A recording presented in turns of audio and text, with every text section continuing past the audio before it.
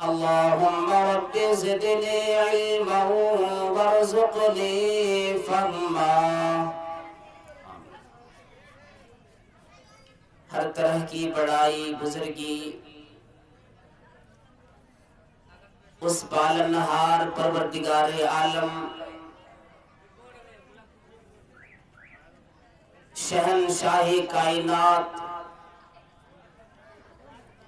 مالک ارض و سماوات کے لیے لائق و زیبا ہے، جس نے ہم بنی نوع انسان کی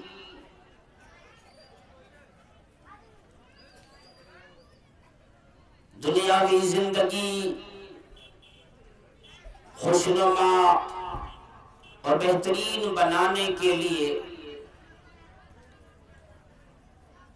ہمیں جوڑے عطا فرمائے، اہل و عیال والا بنایا،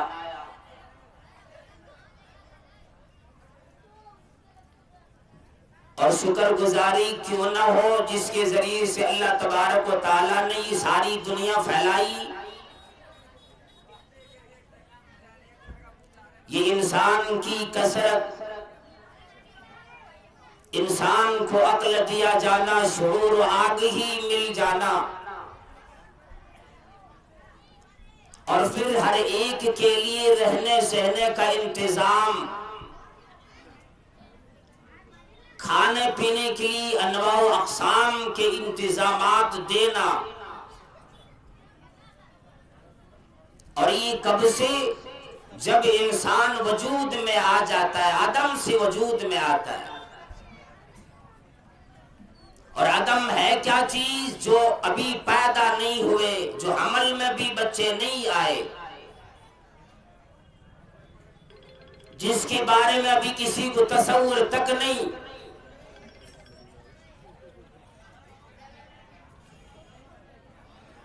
اور جن کے بارے میں ہمیں اور آپ کو کچھ بھی پتا نہیں، جس کے بارے میں اللہ رب العالمین نے قرآن کریم میں سورۃ الدہر کی پہلی آیت میں بیان فرما دیا.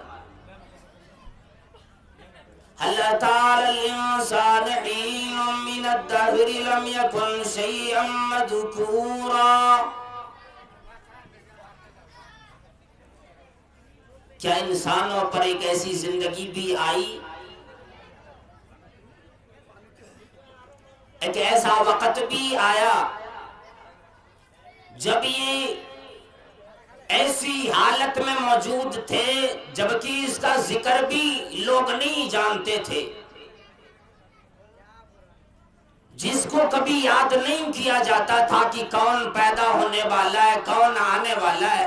ہم اور آپ اندازہ لگا لیں گے، جس کی شادی ابھی نہیں ہوئی کوئی آدمی اندازہ لگا سکتا ہے اسی کون سی مخلوق پیدا ہوگی،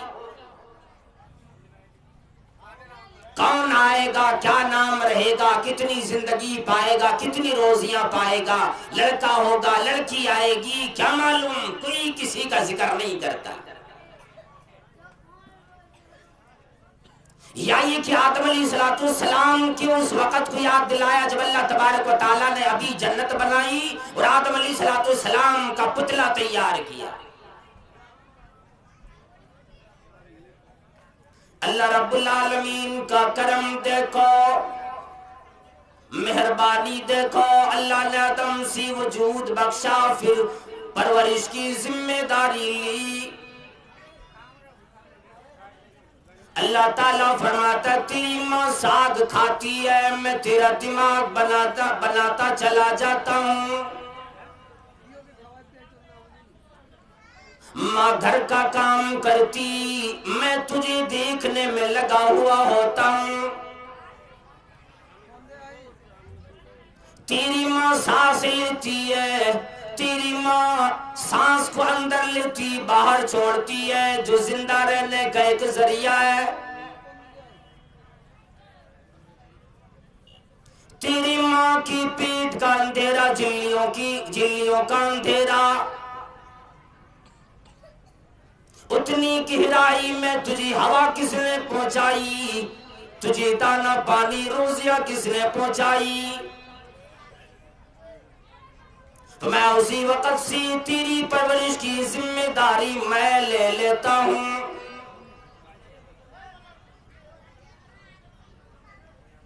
اور یہ اللہ تبارک و تعالیٰ کا خاص کرم ہے۔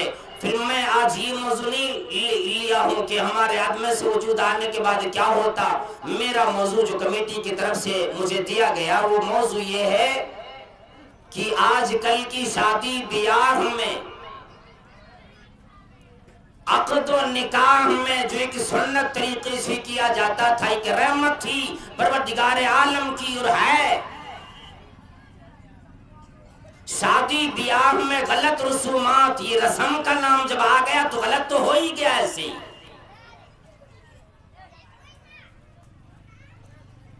ہم اور آپ سب سے پہلے یہ جان لیں گے شادی ہے کیا چیز۔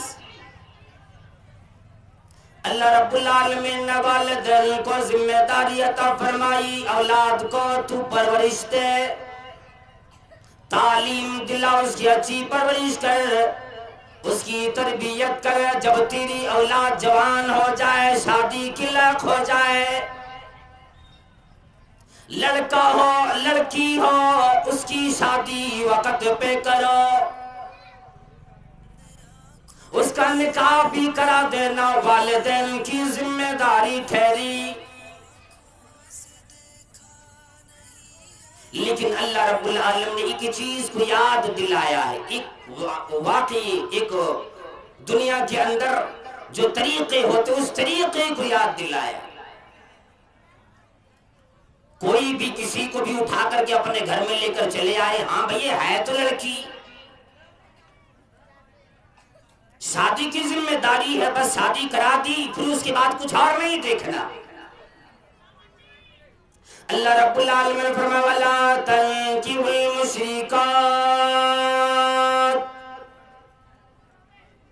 اپنے بیٹوں کی شادیاں مشرکہ لڑکی سے نہ کراؤ۔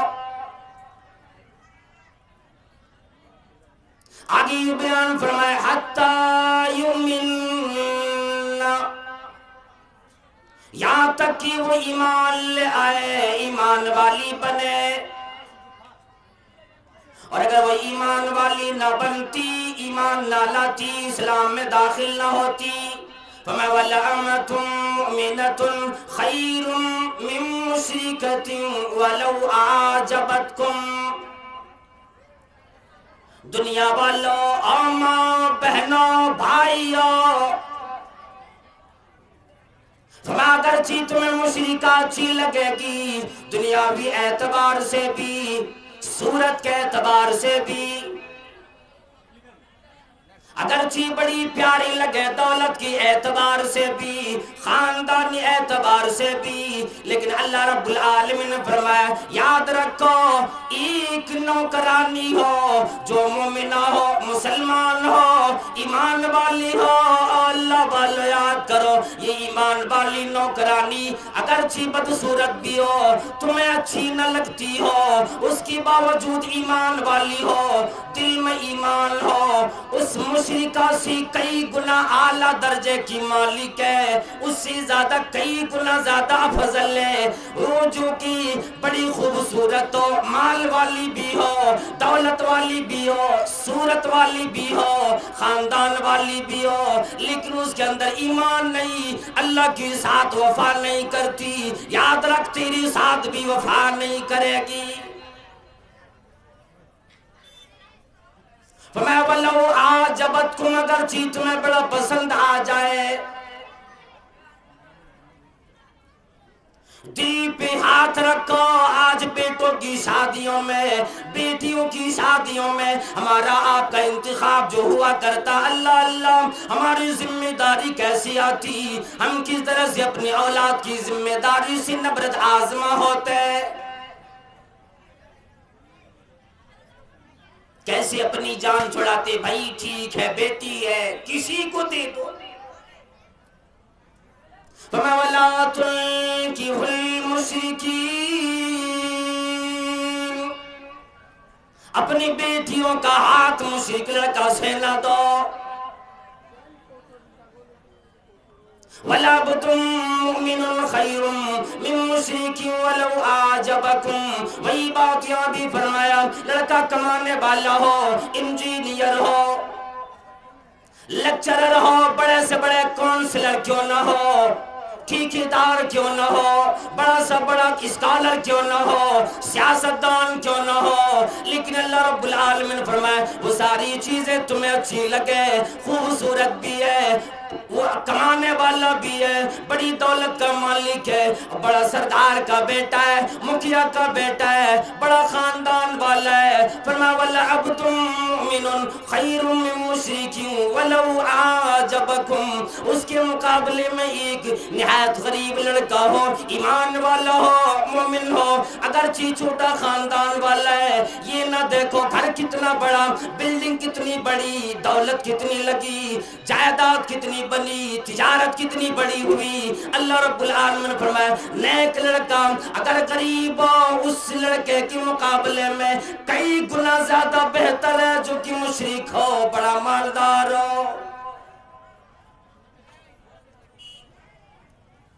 یاد آ جاتا ہے واقعہ ام سلیم رضی اللہ تعالی عنہا کا. ام سلیم تھی کون؟ ہم اپنی ذمہ داری اس لیے اس طرح نبھاتے ہیں.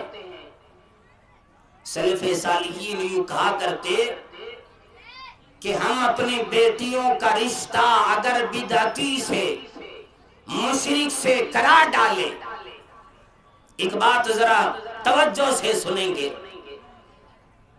اگر اپنے بہن کا، بیٹی کا رشتہ اگر کسی ایسے لڑکے سے کرائے جس کا دین ٹھیک نہیں، اخلاق ٹھیک نہیں، ایمان والا نہیں، تو کہتے جو گویا تم نے اپنی بچی سے، اپنی بہن سے رشتہ اسی دن منقطع کر دیا.